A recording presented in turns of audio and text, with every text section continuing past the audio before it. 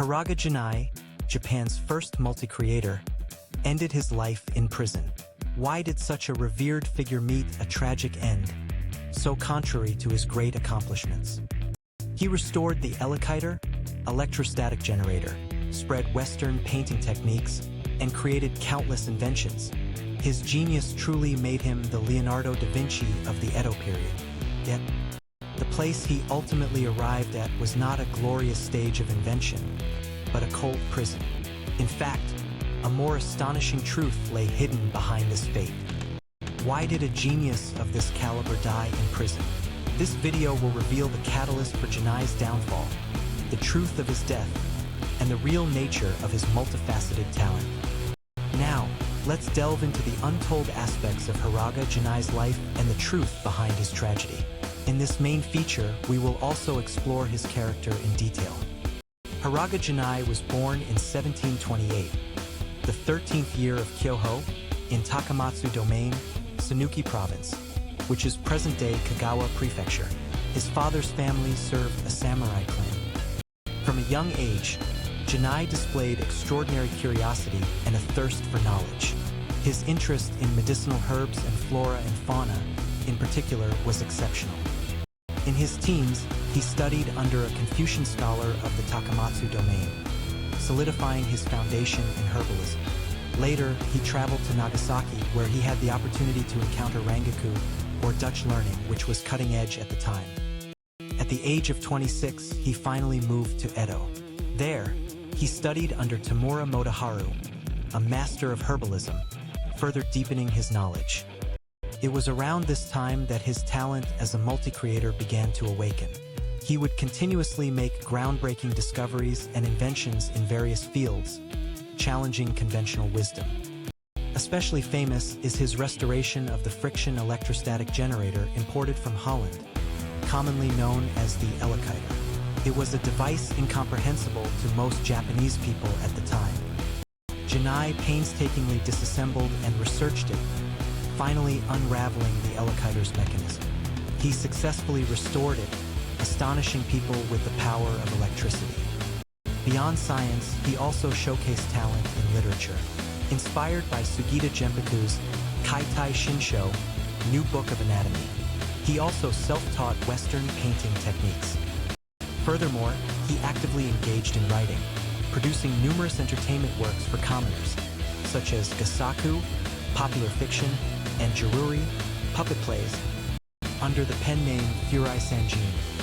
He sharply satirized the customs and society of the time. His works quickly became massive hits throughout Edo.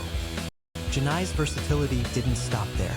He created thermometers, kakanpo, and incombustible fabric, and even improved ceramics. Moreover, the custom of eating eel on Doyo no Ushi no Hai, a specific day in summer, is said to have been his idea. It was a clever scheme to help eel vendors of the time. His achievements also extended to the development of toothpaste. It's fair to say that the widespread use of high-quality toothpaste in the Edo period was thanks to Gennai. His insatiable spirit of inquiry also turned towards mining development.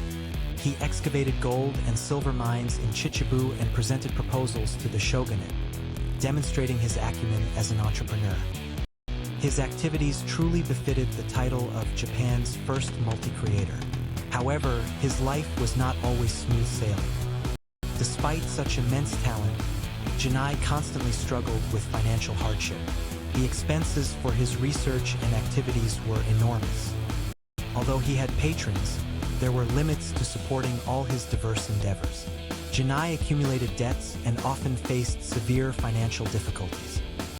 Furthermore, his innovative ideas often created friction with the conservative shogunate and scholars around him. His sense of isolation from being misunderstood must have been profound. The shogunate at the time enforced sumptuary laws and censorship, suppressing free thought and expression. Gennai's satires often incurred their wrath. Busy days, financial hardship, and pressure from his surroundings. These cast a deep shadow over Gennai's heart, making his mental state unstable. His eccentric behavior and heavy drinking became so problematic in his later years that those around him struggled to cope. The mind of this genius may have already reached its breaking point. Then, in 1781, the first year of Tenmei, when Gennai was 54, a tragedy occurred that would decisively darken his life. It was a sudden and shocking incident. That day, Gennai, intoxicated with sake, is said to have accidentally cut down and killed an apprentice potter whom he himself had trained. Why did such a tragedy occur? One theory suggests that, in a state of alcoholic rage, he mistook someone trying to take his sword for a thief. However, the detailed motive remains unclear. In any case, he ultimately took a life. This was considered a grave crime, punishable by death at the time. Gennai was immediately apprehended and sent to prison. The downfall of this versatile inventor was so abrupt that everyone was astonished. Prisons in the Edo period were in incomparably worse conditions than modern prisons. Many inmates died from illness or starvation. Gennai succumbed to illness in such harsh conditions. The exact disease is unknown, but tetanus is considered a strong possibility. Just 2 months after the accidental killing, on January 18, 1782, the second year of Tenmei, Hiraga Gennai quietly passed away in prison at the age of 54. His death came quietly in a corner of history, unattended by anyone. The curtain fell on his multifaceted life. Contrary to his brilliant achievements in life, his final moments were tragically shocking to many. So why did he fall? The biggest catalyst for his downfall was indeed the accidental killing. A tragedy born from alcoholic rage and misunderstanding decisively altered his life. However, underlying this was the loneliness of his multifaceted talent and the deep chasm that formed between him and his era. The shogunate's strict control also cornered him. Furthermore, the financial hardship of struggling with research and living expenses destabilized his mental state, exacerbating his eccentric behavior and drinking habits. The direct cause of his death in prison was illness. He was arrested for the accidental killing and succumbed to disease in the harsh conditions. Hiraga Gennai was truly a genius far ahead of his time. His wide-ranging achievements resonate even with today's multi-creators. Restoring the Elekiter, Western painting, gasaku, thermometers, toothpaste, doyo no ashi no hai, the footsteps he left behind profoundly impacted Japanese culture and science. However, his life was not solely defined by success. The isolation of a genius, financial struggles, and the constraints of his era pushed him to the brink. Why did a great inventor die in prison? The answer lay in his human weaknesses and the dissonance he faced with his era. Gennai's downfall began with an accidental killing while intoxicated. This irrevocably altered his life. His death in prison was due to harsh conditions and illness. Ironically, a multi-talented scientist succumbed to disease. And behind the real image of his versatile talent lay loneliness, misunderstood by his era, and mental instability. The life of Hiraga Gennai, this prodigal genius, was a narrative where brilliant achievements and a tragically abrupt downfall intertwined.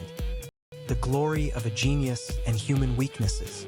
Perhaps the era simply couldn't understand and support him. History still hides untold stories. Subscribe for more forgotten history.